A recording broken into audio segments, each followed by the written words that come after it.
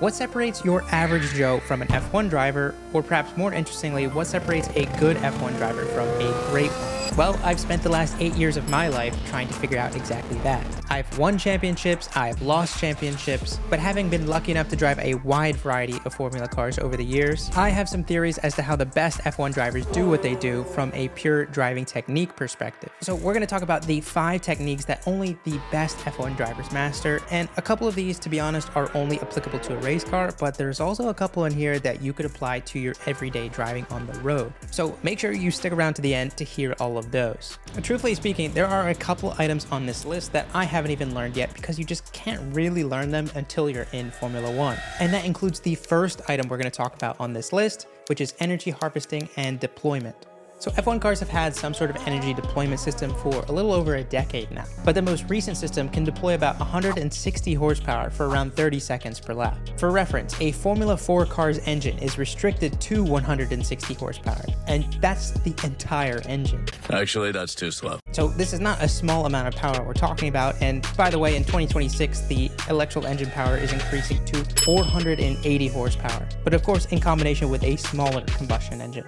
But anyways, how you deploy that power has a huge implication on your performance in the race, in a variety of ways. The obvious is when you need that extra power to overtake or defend, but it could also affect tire wear and fuel consumption. While there are modes on the dash that the driver can select to help them with a little bit of the thinking process, it's still ultimately reliant upon the driver's intelligence to utilize it while also considering 1,000 other variables in the car. The thing is though, all of the junior formulas leading up to Formula 1, like Formula 4, 3, and 2, are pretty much all run on internal combustion only. So unless you're using a simulator, energy harvesting is something you can really only practice in Formula 1. And because of that, it definitely separates the experienced drivers from the ones who have to learn it from scratch as soon as they're in their rookie season of F1. So moving on to technique 2, let's talk about the brake-by-wire system mastery. This is another one that's specific to Formula 1 cars and maybe a few other high-tech cars as well, but it's not something I've been able to experience outside of a simulator. Essentially, the rear brakes of a Formula 1 car are controlled electronically through a system called the MGUK, which we just talked about in the energy harvesting section.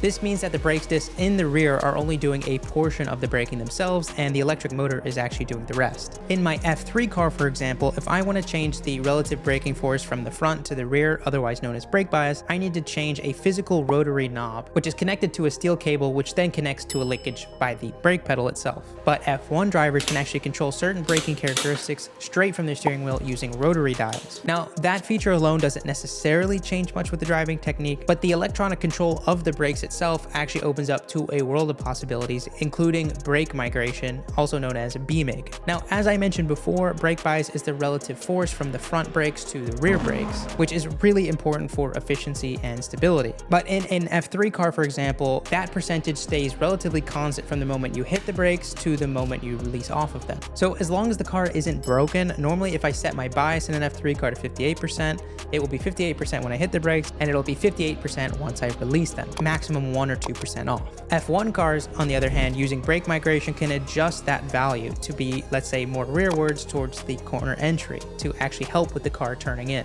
Or on the flip side, let's say the rear tires are overheating, and to control that temperature, the driver can actually choose to have the brakes migrate towards the front instead. This feature alone has huge implications on tire wear, lap time, and brake temperatures throughout a race. So you can bet that the best F1 drivers have this absolutely mastered. So moving on to number 3 on this list, this is one I was actively practicing in F3, and that is energy efficient cornering. So in qualifying, drivers take corners as quickly as possible using any and all available energy that the tire has to offer. However, in a race, you may have noticed that around halfway through, the racing gets pretty dull and the action really quiets down. Well, the drivers are actually using this time to disperse the energy of the tires over multiple laps to actually increase their overall average lap time throughout the race. So other than just driving slow, what are these drivers actually doing during that time? On the braking side, like I had mentioned before, drivers will obviously be adjusting their brake bias to reduce micro-locking, but perhaps the most common way that F1 drivers reduce their energy consumption is by adjusting their cornering style entirely. You may have heard of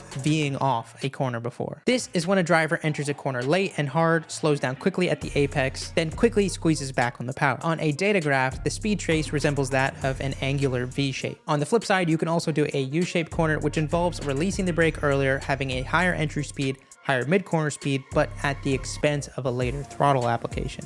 Depending on the corner, a U or V-shaped corner style approach can affect which axle is receiving more of the load, front or rear. And you can use that to actually control your tire wear across a stint. Drivers are usually given a map of the track before each weekend, which tells them which style is optimal for each corner as per the team's simulator data. But it's still up to the drivers to actually implement those techniques over the course of a race consistently. By the way, if you've learned something so far in this video, consider dropping a like or subscribing because it helps me out a ton and it's free.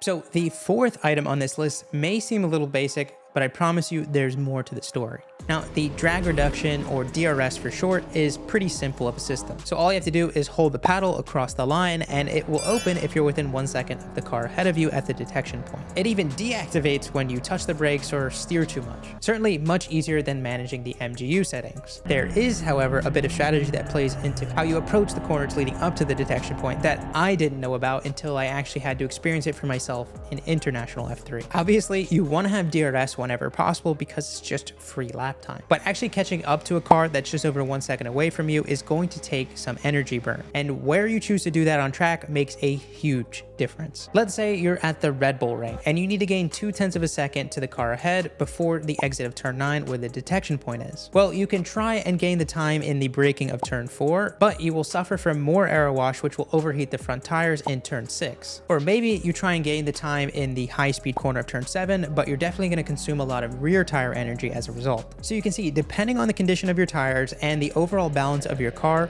where you decide to push to activate DRS really matters. So the F1 drivers that are notorious for good tire saving techniques, you can bet that they're actively thinking about this every single race. The fifth and final technique we're going to talk about today is something that really separates street drivers from track drivers. And the technique is called visual anchoring. I often get asked how I'm able to think fast enough to drive through a corner at, say, 170 miles per hour. But the truth is that my reaction time isn't any faster than the average human reaction time of about 0.2 of a second. What I and other drivers learn early on is how to anchor our vision to certain focal points to reduce the sensation of speed. So let's go ahead and visualize this. As we're coming down the straight, I am already looking ahead to the brake reference markers. As soon as I pick my brake point, I immediately look to the apex. Then as soon as I start to release the brake, I identify through my trajectory and through the feeling of the tires if I'll actually be able to hit the apex. Once I'm confident that I will hit the apex, I lift my eyes immediately to the exit to give my brain just that little bit of time to make some mid to exit corner adjustments. The